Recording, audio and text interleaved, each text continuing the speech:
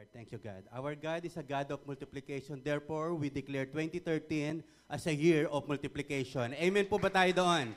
Sige po, lahat ng pinagpala at tunay na nais, lalo pang pagpalain ng Diyos, pinakamalakas sa palakpak, nagkakatalo na agad dyan. Thank you, Lord. Thank you, Jesus. Hallelujah.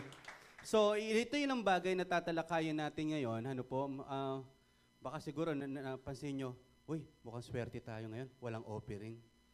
Kasi bago mag-sermon, may offering po eh. Pero ang iniwasan lang natin kasi ngayon is, as much as possible, lahat ng ginagawa natin, mas naunawaan sana po natin. Hindi po ba kahit ano ginagawa, kahit palakpak lang yan, mas mahalaga yung dahilan kaysa yung palakpak lang po natin. Amen po ba tayo doon? Mas malaki rin yung dahilan, yung ang sarap nung pumupunta tayo dito, alam natin na mahal natin ang Diyos.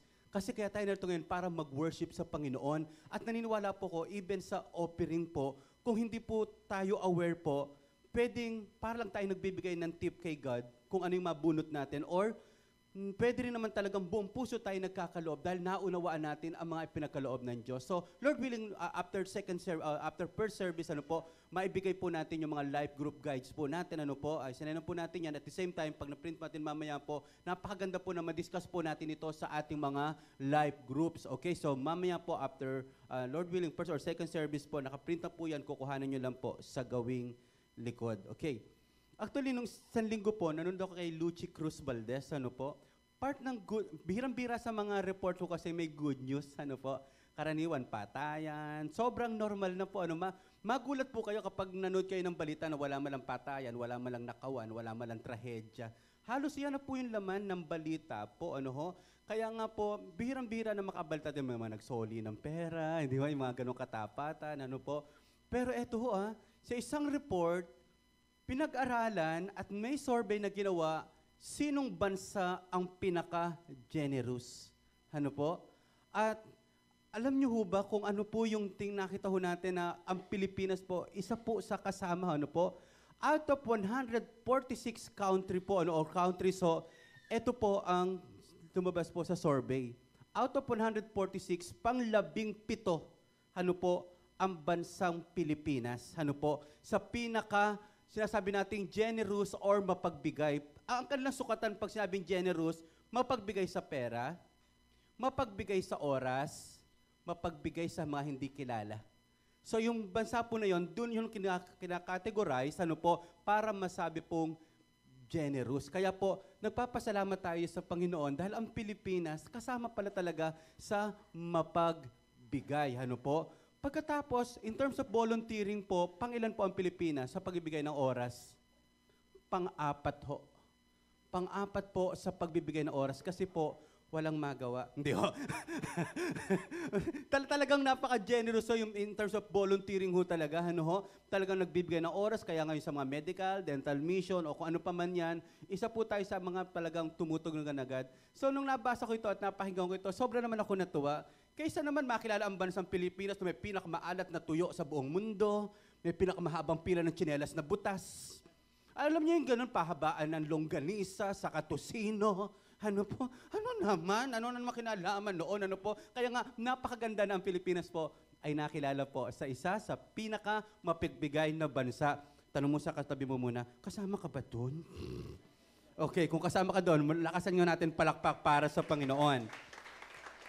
Okay, so kahit naman ang ating Panginoong Yesus, Acts 20:35, siya nagsabi po noon, it is better to give than to receive. Mas mapalad na nagbibigay kaysa tumatanggap. Sa madalit sabi, mas mapalad po yung nagbibigay kaysa yung binibigyan. Although parang mas natutuwa yung binibigyan. Pero pa nagbibigay ka na, kinikilabutan ka muna bago ka magbigay. Mas kinikilabutan ang nagbibigay kaysa binibigyan. Parang ganon. Okay. At mapalad din po yung kahit minsan napipilitan na lang. Lalo na kapag Pasko, isa lang inaanak mo, 30 bata yung kasama, nakakatuwa. Pastor ka ba? May kongregasyon kang kasama. Okay, although may isang controversial passage lang sa Malakay, o sa Old Testament, na pwedeng ma-disturb po tayo. Ma-disturb in a sense na, pag hindi natin to naunawaan, pwede natin questionin. Pero kapag naunawaan naman natin ang passage na ito ang maghahatid sa atin para ang pagpapala ay lalong dumaloy sa kanilang buhay. Siguro, hindi naman lingid po sa ating lahat. Bihirang-bihira naman po sa atin dito yung pinanganak na may tawag ay silver spoon, ano po, nakalulo ng kutsara yung magulang niya, ano po, kaya po nung ipinanganak may kutsara na. Bihirang-bihira po ang pamilya na ipinanganak na mayaman ka na. Sana nga kung ipinanganak tayo, ang apelido mo agad is C. Ano po? Henry C. Wow, lolo ko si Henry C. Sino ninong mo? Si Sobel de Ayala. Grabe, no? Pagkatapos, talagang ano, nag-ampun sila at ang pinangalan naman lahat apelido ay Gokong Wei, ano po? May-ari ng Cebu Pacific or ganyan po. So, sinasabi lang natin mga kapatid is, hindi lahat pinanganak po na mayaman, pero hindi naman nangangahulugan na kung ipinanganak tayong mahirap, tatanggapin na lamang natin tayong mahirap. Hindi natin kasalanan na ipanganak tayong mahirap, pero kapag namatay tayong mahirap, kasalanan na po natin yon. Pag namatay tayo na hindi man lang tayo nagsikap at tumasenso at umunlad, tayo na po ang may kasalanan. Ako po medyo, kahit pa paano, gusto ko lang share to, no? Medyo gusto kong magduda kung matagal ka ng Kristiyano, pero hindi ka makaangat sa buhay. Kasi ang sabi ng Panginoon, okay na parito, pag magbigay ng buhay, isang buhay na ganap at kasi siya. Pero ang tagal mo na sa church, ang tagal mo na sa Lord, lalo pang naghirap ang buhay mo, alam mo, minsan ang gusto ko lang itanong, totoo kayang ang Diyos nasa buhay niya? O kaya, totoo kayang sumusunod siya sa Panginoon? Kasi, ang sumusunod sa Diyos, hindi pwedeng hindi pagpalain ng Diyos. Ang nagtatapat sa Panginoon, hindi pwedeng iyangat ng Diyos ang kanyang buhay. Ang nagtatapat sa Panginoon at masagana nagkakaloob, ay hindi pwedeng hindi kanya makalis sa kanyang kalagayan. Ito, sa Facebook lang ni Pastor Ed Lapis, sabi niya, may nagtanong, nag-FB. May FB po si Ed Lapis, kung pwede nyo maging friend po, mas maganda po. Sabi niya, sa text, sa FB, nag-message po, Pastor, napakaingay po ng kapitbahay namin. Ano ho ba ang dapat namin gawin? Napakaingay, kabi-kabila, puro video okay. Ano gagawin namin? Puro inuman. Ano po ba ang gagawin namin?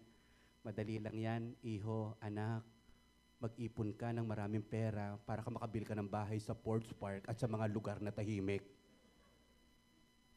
Sa iba yon, ipanalangin mo sila na makakilala sa Diyos. Tama rin naman yon. O kaya manalangin sila na mabulunan sila lahat at mamatay. Tahimik lahat yan.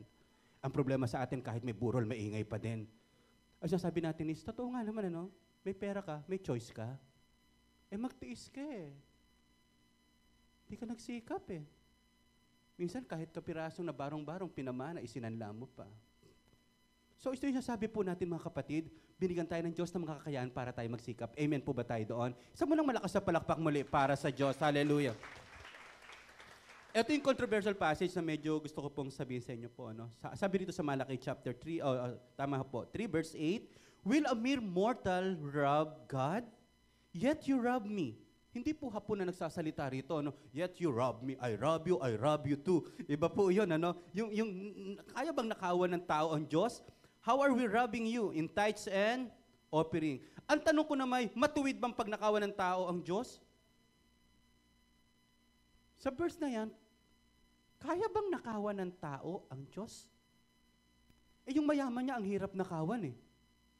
Ang Diyos, kaya bang nakawan? Pero sabi dito, pwede palang nakawan ng tao ang Diyos, ano po? Sa paanong paraan? Pero ito sabi nga po, kung tutusin, hindi. Pero sabi dito, ngunit pinagnanakawan ninyo ako. Sabi po ng Diyos to, sa paanong paraan?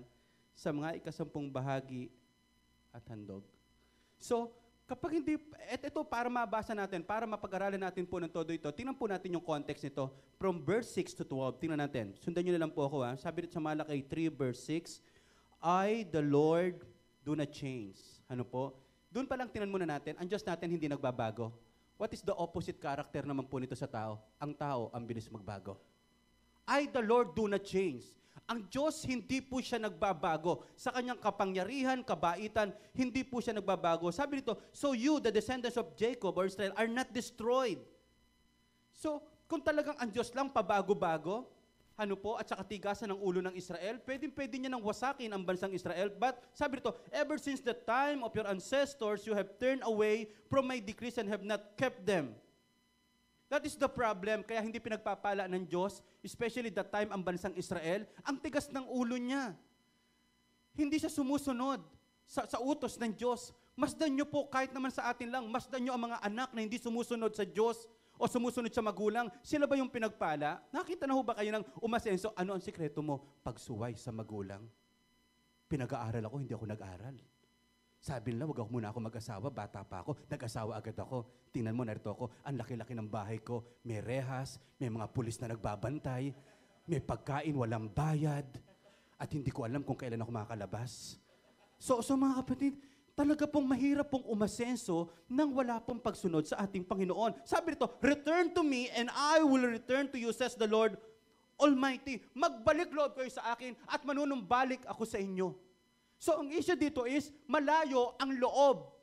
Malayo ang buhay ng Israel sa Diyos. Ano po? So ano ang solution para makabalik sila? Tinanong din po ito ng mga Israel. Okay, sabi po rito, again po how are we to return? Paano kami babalik? Ano po? Pagkatapos, parang ito ang sagot. Paano kami manunumbalik sa iyo, O Diyos? Will a mortal rob God? O yung tao kaya ba magnako sa iyo? Yet you rob me, but you ask, how are we robbing you in tithes and offerings? You are under a curse, your whole nation, because you are robbing me. Alam niyo, sabi rito, ninanakawan niyo ako sa pamagitan ng, hindi niyo pagbabalik ng mga bagay na tinatanggap niyo sa akin, na hindi kayo nagpapasalamat o nagkakaloob ng tama po sa akin. And then sabi po rito, again sa verse 10, ito yung utos, bring the whole tithe in the storehouse, that there may be food in my house. Test me in this, says the Lord Almighty, and see if I will not throw open the floodgates of heaven and pour out so much blessing that there will not be room enough to store. Gusto ba natin yon? Yung wala ka na mapaglagyan. Yung wala ka na, ayaw mo na, pero continuous pa rin ang dalo at biyaya po ng ating Panginoon.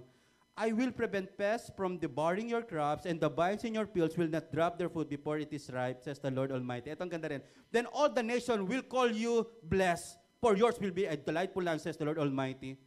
May nagsabi na ho ba sa inyong, katuwa ka naman, sobra kang blessed? O kaya naman, grabe, nakakaawa ka naman. Mamamatay ka na lang, di ka pa nakakatikim ng Jollibee man lang.